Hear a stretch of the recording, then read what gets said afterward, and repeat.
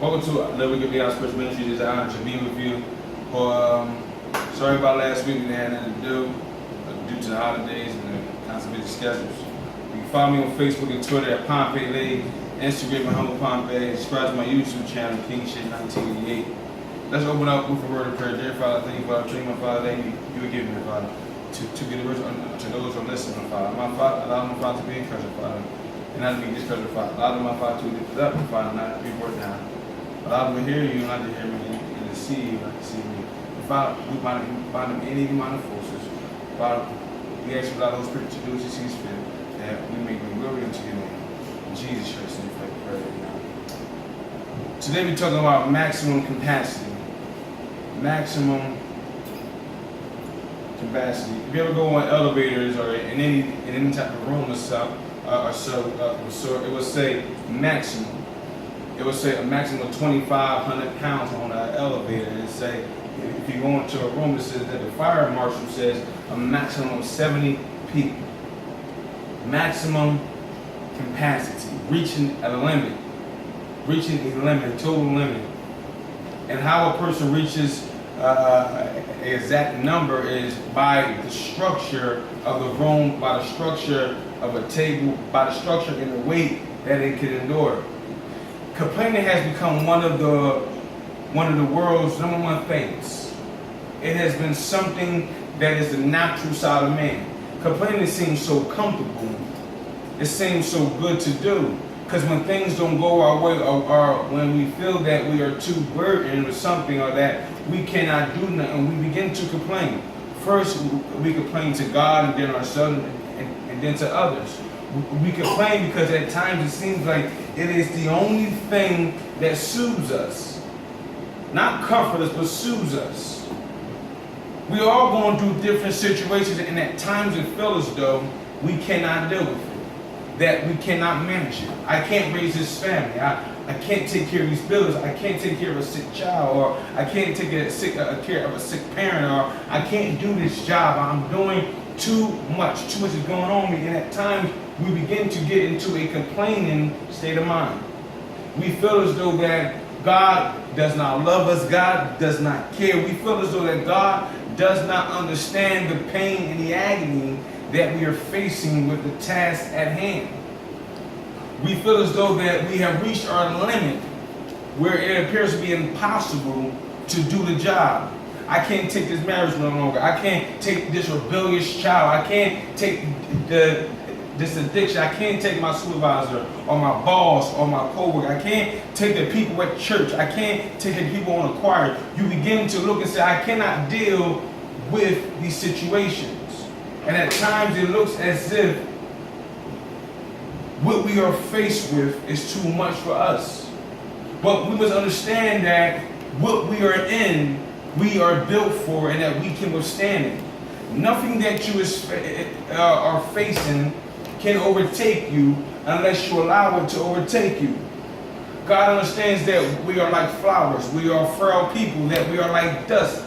If God was to blow on us, we would disintegrate into the air. That's how fragile we are, but God knows the limit of man. We hear the cliche, God will not put on you more than you can bear. It has come a cliche.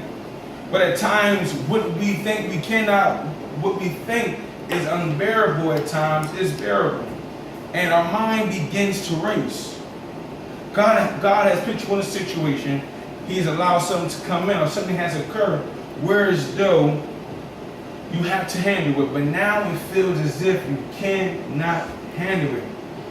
Many fail because they view their situation as too much and forget that they can rely on the strength of God. So when you get into a complaining state of mind about the situation or the task at hand, you must remember never to rely on your strength, but to rely on the strength of God. If you turn to the book of Numbers, chapter 11, verse 10 through 17, and verse 24 through 25. Then Moses heard the people weeping throughout the families, everyone at the door of his tent. And the anger of the Lord was greatly arose. Moses also was displeased. So Moses said to the Lord, why have you afflicted your servant? And why have I not found favor in your sight that you have laid the burden of all these people on me? Did I conceive all these people? Did I begat them that you should say to me, carry them in your bosom, as a guardian carries a nursing child to the land which you swore to their fathers? Where am I to get great meat, to get meat to give to all these people? For they weep all over me, saying, give us meat that we may eat.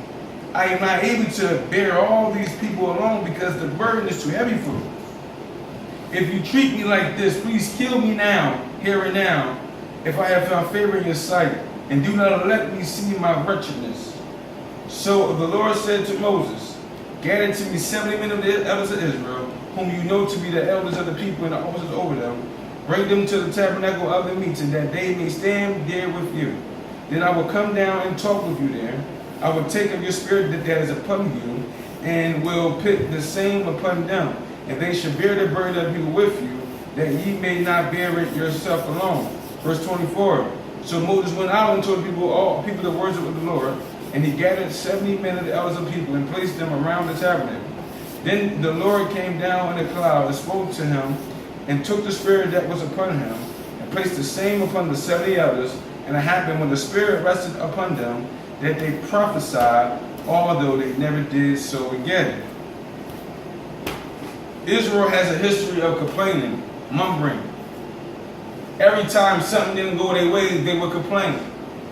And when they would complain, it would displease God, and so they were burdened upon Moses, who would then go to God and then complain. Never allow someone's situation, someone's problems, do not allow that to cause you to complain or to worry or to be anxious for anything. Israel has a history of complaining. They were complaining from the first time when Moses went into Egypt to liberate them from Pharaoh. They complained on the day that they were at the Red Sea and they saw the enemy following behind them. They complained about the water and they complained about all the things that they missed, all the things that they need. See, when we begin to complain, we forget what God has done in the past. Israel forgot how God gave them the wealth of the Egyptians. They forgot how God rained down hell, and he rained down the locusts upon the land of the Egyptians, and their land was saved. They forgot how God killed all the firstborns in all of Egypt, yet saved the firstborns of the children of Israel. They forgot all the things that God had done when he turned the sky dark, yet the land of Israel had light. They forgot how God parted the Red Sea and drowned up Pharaoh behind them.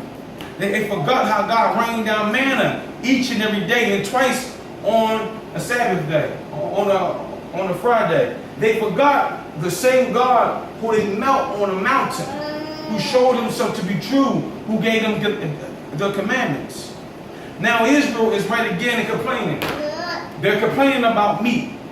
They desire to have meat. They in fact say to Moses, in Egypt we had meat and cucumbers and leeks of onions by the pound. We was eating good. God was leading them to a land flowing with milk and honey, leading to a land that he promised Abraham, that he promised Isaac, that he promised Jacob. Okay? Now, in the meantime of the process of going to the promised land, God gave them manna. And the reason for the manna was to detox the filthy foods of the Egyptians. To detox them not just physically, but spiritually. That was the whole point of the manna. But they said they got tired of the manna. Why? Because they said, in fact, when they saw the manna, they called it, what is it? Not knowing that it is the same bread that rained down from heaven, the same bread that we now take at communion, the same bread, the living bread, Christ the Messiah. Okay, so now they begin to complain to Moses, and Moses is sitting there like, oh my gosh. This right here displeases God when we complain about things. Because when a person complains, it means that they are not grateful. When a person complains, that means that they're only focusing on the problem and not the possibilities. When a person complains, they forget who their God is and was and shall be. So when God hears, he's displeased. And Moses allows the people to control his emotions for the 10th time. He allows the people to control how he thinks, how he feels. Never allow someone to control you. If you hang around friends and family members who complain all day long, then you yourself will become a complainer. If you hang around doubters, you will become a doubter. If you hang around people who worry all day long, people who are depressed, people who are gambling, if you hang around people, you will become that. Birds of a feather flock together, and that's a true statement, because if you hang around those who believe, you also will believe. If a person hangs around millionaires, after a point in time in his life, he will become a millionaire. If you hang around people who have a poor mentality, you will always have a poor mentality. So Moses allows the people of Israel to force them to complain. Why will Moses complain? He saw the bush burning yet not being consumed. He talked face to face with God. He sat with God for 40 days on the mountain as God wrote the laws, and yet another 40 days to rewrite the same laws that he broke. Why would he complain? He said the fact that God, I can't do this no longer. Have you ever felt you just couldn't do a job no more? Have you ever felt just giving up because you said, I reached my peak, I reached my limit, whereas I can't go no further? And no, I'm not coming at Moses. What I'm trying to say is that I understand how he feels. At times you want to walk away from the job, walk away from the situation, walk away from the teaching, walk away from the calling, because it feels as though it just keeps getting worse. Every time I turn around, God, a door is closing. And Moses is really talking to God. He's expressing himself. Yet he's complaining. Why is this a problem? Because Moses forgot who God was. He forgot the same God that said, pour the bucket of water out and it should turn to blood. The same God who told him to put his hand inside his shirt and come back out. It was white as leprosy. And he says, put it back in and he was healed. The same God who said, cast our staff down. And it became a serpent. And God said, pick it up by its tail. And it came back as a staff. The same God whom he talked to. I could understand Moses. Because at times during this weekly, I wanted to give up. At times I wanted to walk away. When things didn't go my way, I wanted to give up. I'm searching for jobs. I wanted to give up and say, you know what? I just deal now. I just can't do this no longer. I in fact told God, I said, listen, I can serve you all the days of my life, but this I just cannot do. For nothing seems to be working. I have to understand, because right now, some of you are ready to give up. Some of you feel as though you reached your capacity. So Moses says, why have you afflicted me? Afflicted me. Why have you afflicted your servant? I have been serving you. I have been faithful. Why have you allowed me to be afflicted? Why? Have I not found favor in your sight? That you laid this burden of the people on me. This burden is on me. God called him to be a leader. And Moses begins to get self-centered. This burden is on me, God. Well, not really, Moses. The burden is on God. He says, did I create all these people? Did I create all of these people? Moses saw his job as being different. Like many of you. A rebellious child, or dealing with a young child, a single mother, a single father, starting out a business, going into a career, and you feel as though I just can't do this. Coming back into the faith and following God, I feel as though I just can't do this. Too much is going on. And Moses is asking God, how can I give them what they want? I don't have the capacity. The people were crying for me. Why? They were crying for me, the very thing that they just can ask God for. But Moses sees this as God afflicting him, because the people begin to complain. Never accuse God of sin. God never puts us in a situation without there first being an escape. God does not put us anywhere without there being provision. God knew from the beginning, how things would end at the end. He knew it all. Hebrews 4:3 says, he says, I told him to enter the place of rest. Even though from the foundation of the earth, I knew that they would not enter in. So Moses began to complain to God. He said, I can't do this job no more. I mean, Moses has come to God on multiple occasions and said, God, I just can't take care of these people. I know you called me to be leader of Israel, but look, God, every time I turn around, they're complaining about something. They're mumbling about something. Remember when the whole camp split and the war broke out within Israel, Moses was like, what's going on? When Korah turned on the people, when the 12 spies came back, he was facing difficulty at the difficulty. And we got to understand how he feels, because he feels as though he reached his capacity. And God has said to tell you, you have not reached your capacity. What is in front of you, you can deal with. You can deal with. God understands your limit. He understands what you can tolerate. He understands what you can deal with. Instead of complaining about what you're dealing with, thank God for what you are not dealing with.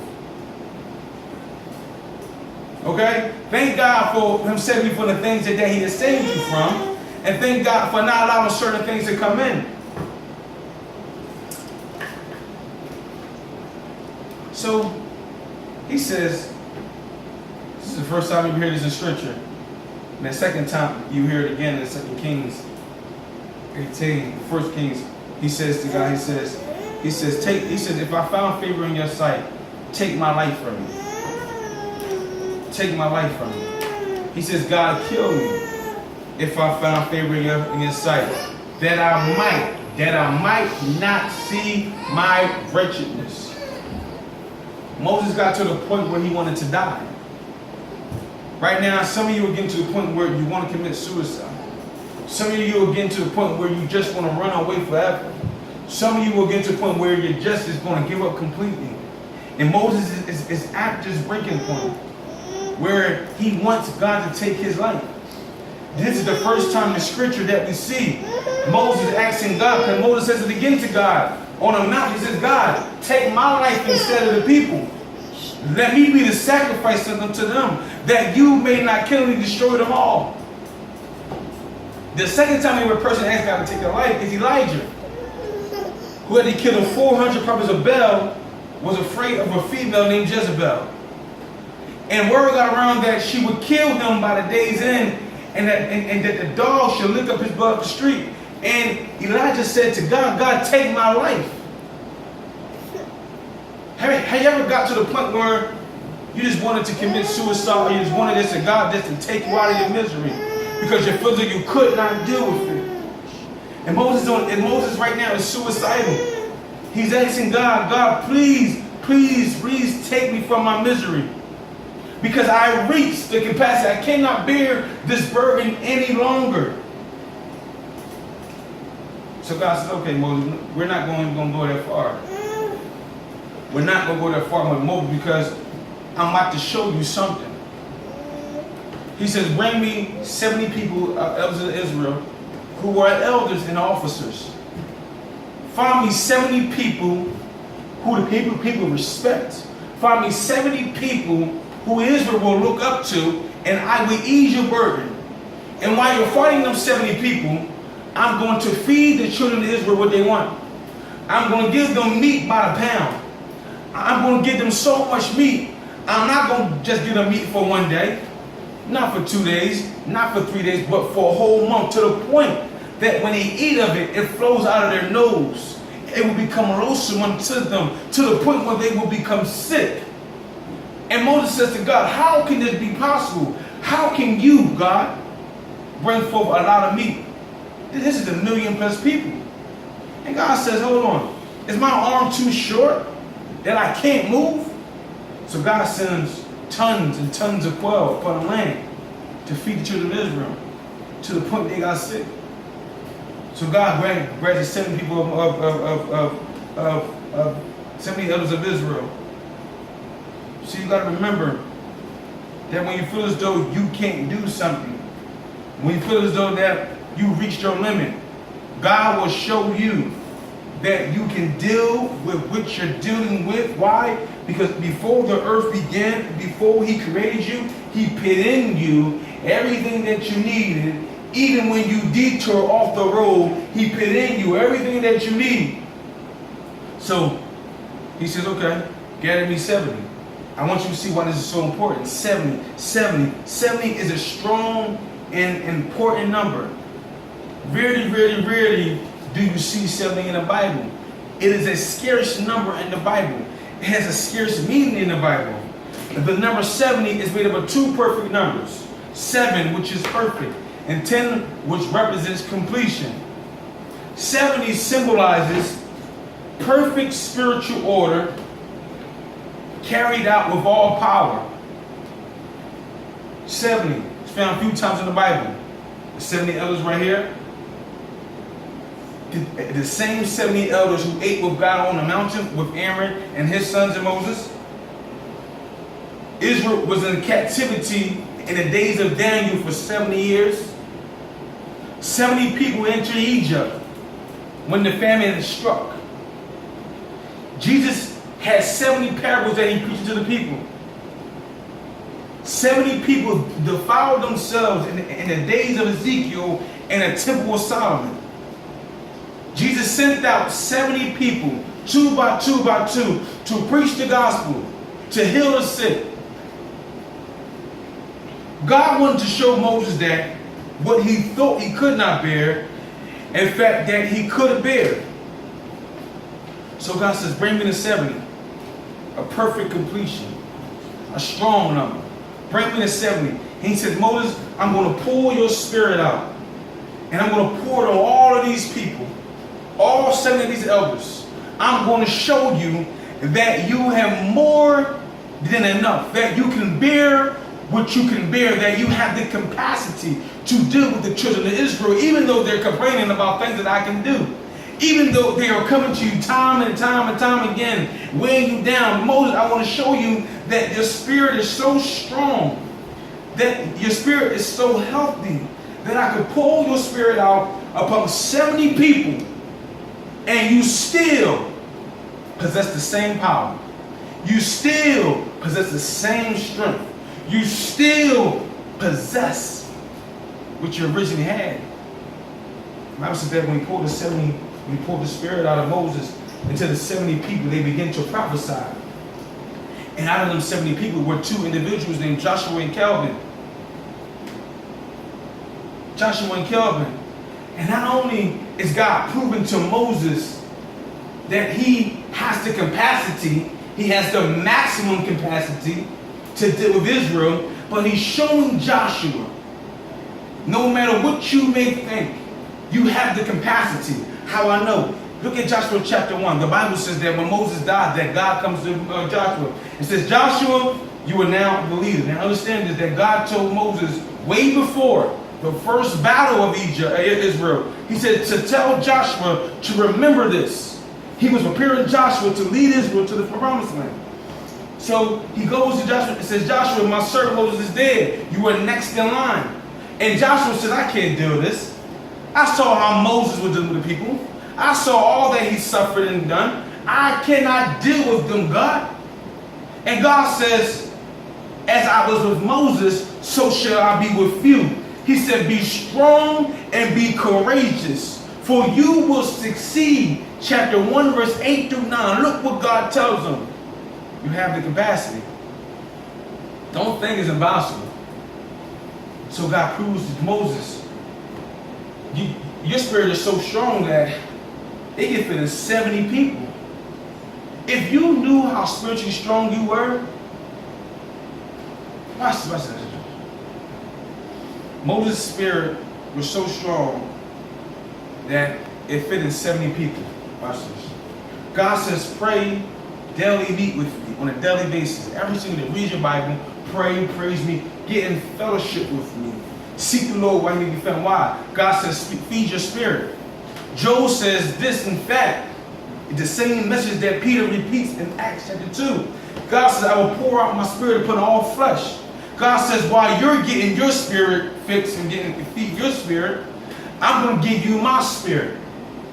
Don't you know, if you saw yourself spiritually, And if you're reading your word and fellowship with God on that basis, that you are strong. And if you ever feel weak, don't you know that you have the Spirit of God inside of you who works closely with you?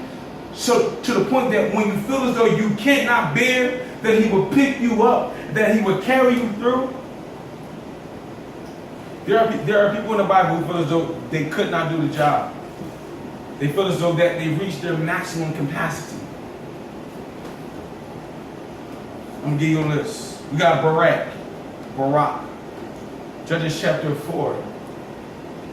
Israel was in captivity, and God tells Deborah, the prophet, he says, tell Barak, the original Barak, he says, tell him that I'm going to use him to liberate Israel from the enemy. And Barak says, I don't think that I can do this. I don't think. He felt as though he could not do it alone. So he says, Deborah, if you go with me, I can go to battle. I'm afraid. God has called you to do something. You felt as though you could not do it, and you asked for help, and there's no problem with help. How I know there's no problem with help? God says, in fact, in the garden, he said, it's not good that man should be alone. He needs him a helper. It's all right to ask for help. Galatians 6:1 says this, let us all carry each other's burdens together. But in the same chapter it says, let every man carry his own burdens. At times it's good to ask for help, but at times you need to do things alone. So Barak asks Deborah to go with him, and he goes and he wins the war. But all the praises go to Deborah, not Barak. Paul, in 2 Corinthians chapter 12, he wanted God to remove the thorn from his side. He says, God, remove the stone from my side, for the messengers of Satan are coming, and they are buffering this thorn in my side. He says, God, I can't deal with this. And he prayed 3 times, hoping that God will remove this very thorn from his side. But God says, my strength is made perfect in your weakness. My grace is sufficient for you. And every time Paul prayed for God to remove the thorn, God says no. God encouraged him to remember, what you think you cannot handle, you can handle. Why? Because you had me with you. Again, Joseph wanted to leave Mary after finding out that she was pregnant. He said, I can't do this. All of my plans are jacked up. And he saw this as something that he could not bear, to take care of another man's child, not knowing that the child was Emmanuel. God be with us, that he was Jesus. He was the Prince of Peace, and God had to encourage him to say, Joseph, understand that I created you ready for this task right here, to take care of my son, to show him the way, to show him how to be a carpenter. I have built you for this. You have the capacity, and something is happening. Baby might not be yours, but God says, I created you for this. I created you to train this child up in the right way. I know you can't bear it. Looks like it, but remember, I built you for this. I am with you. Again, we see that Jeremiah is thrown into a pit after preaching God's word, and they're thrown into a pit, and Jeremiah says, I will not speak your words any longer. So I'm tired of this, God. They hung me up in a crate box upon all the people. They struck me, they smacked me, they told me I was lying. I was not of you because I was young. And as he's in the pit, he's telling God, I'm through with you. I'm done with you. I'm not speaking no more of your word anymore. And in the same chapter he says, but your word is in me like a fire shut up in my bones, and I cannot stop. He was tired of the abuse. But God's words were too true and too strong for him to even give up. Again, we see again that Naomi, who had 2 sons and no husband, all 3 died. And Naomi says, God, I cannot bear this any longer. And she changed her name to Mara. She went from a beautiful name to a name filled with sorrow and bitterness. She feels as though her life was over. And somewhere right now, you lost everything. You lost your child, you lost your spouse, you lost your parent, you lost someone that was dear to you, and you just gave up on life. You became bitter. But God says this, don't Don't forget the Ruth, who will abandon everything that she has to follow you. She feels as though she could not bear it. But God says you can, because I put it in you. I'm with you. Christ himself felt like he felt in the Garden of Gethsemane. He says, in fact, to God, Father, remove this cup of suffering past me, from me. I've reached my capacity. The Bible said that he was sweating like great drops of blood. He feels that he could not bear no longer. But in the same scripture he says, not my will, but let your will be done. In reality, these people could not bear the burdens. In reality. On paper, you cannot bear the burden. In the flesh, you could not bear the burden, but in the spirit, you can. Because everything that you're up against is spiritual, not fleshly. How I know? Ephesians 6:10-22, read it all. It's a spiritual war. And God says, I give you the armor to deal with everything that you are up against. What you are bearing cannot be carried in the flesh, but only in the spirit. Moses was reminded by God that you have the capacity to do this. You can do this. You can carry this family. You can take on that task. You can take on that position. You can take on that job title. You can do it. You can go forward. You have it in you. It's all right to feel that way. That's natural. But remember that when your faith runs out, when your strength runs out, when everything runs out, rely on God. There was a story of a man who was walking with Jesus, and he looks back and he only sees one pair of footprints. I hope I'm telling the story right. And I got messed up. But he only sees one pair of footprints in the sand. And he says to Jesus, he says, well, whose footprints are those? And Christ says, and God says, it's mine. He said, because I carried you through the things that you wouldn't make it out of. And we must remember that God will carry us through. He carried Moses through. He proved to Moses, you have it, man. The Spirit is so strong that it fits in 70 people. Never ask to lose your life over people like this. Never get too discouraged by the job and too discouraged by the task. Remember, if I called you to it, I'm going to bring you through it. God has chosen you to be where you are at. Nothing is a mistake. He foreknew everything and gave you everything to deal with it. Never focus on what you are facing. People become too distracted and fall to the flesh. Do not look at Goliath. Instead, look at the stones in the slingshot.